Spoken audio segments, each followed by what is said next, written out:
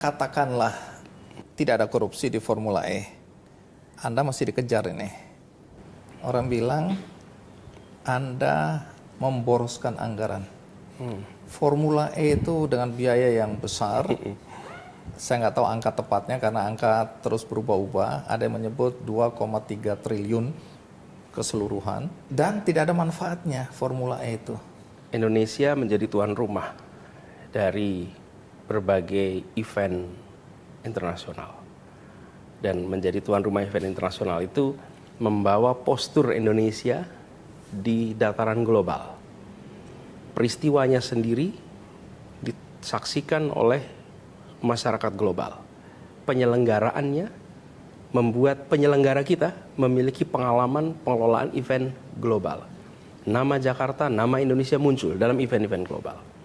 Nah, selalu dalam event global itu kita harus mengeluarkan biaya dan bisa dibandingkan antara Formula E dengan balapan-balapan yang lain.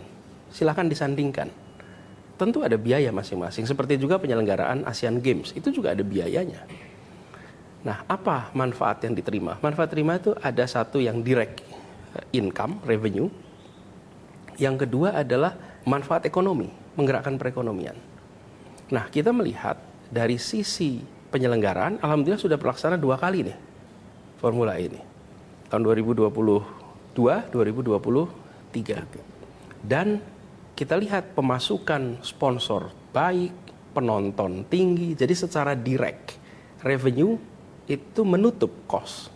Secara perekonomian, yang event 2023 baru 2 minggu lalu Bang. Jadi hitungan ekonominya belum melihat kita. Tapi yang tahun sebelumnya, itu sampai 2,4 triliun pergerakan perekonomiannya yang terjadi di Jakarta akibat event itu.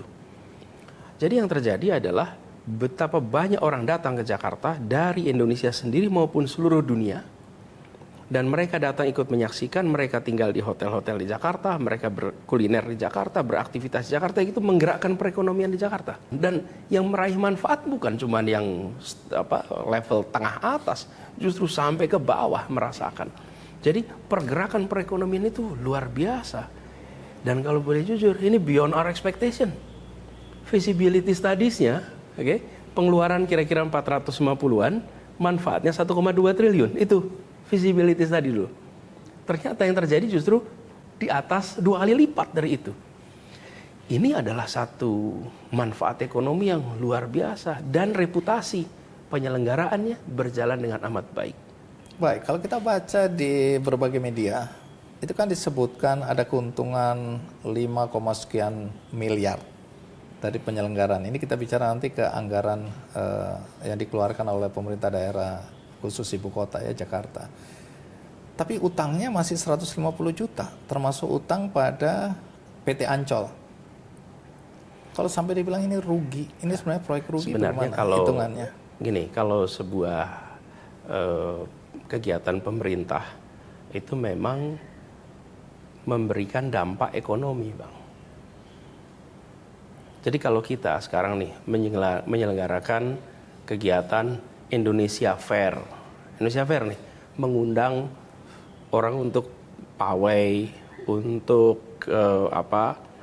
bikin warung-warung, lalu kita mengeluarkan uang 2 miliar. Memang nggak pernah balik itu uang 2 miliar ke negara. Tapi apa yang terjadi? Terjadi transaksi di situ 4, 5, 6, 7, 10, 20 miliar. Disitulah manfaat dari namanya pemerintah itu menggerakkan perekonomian.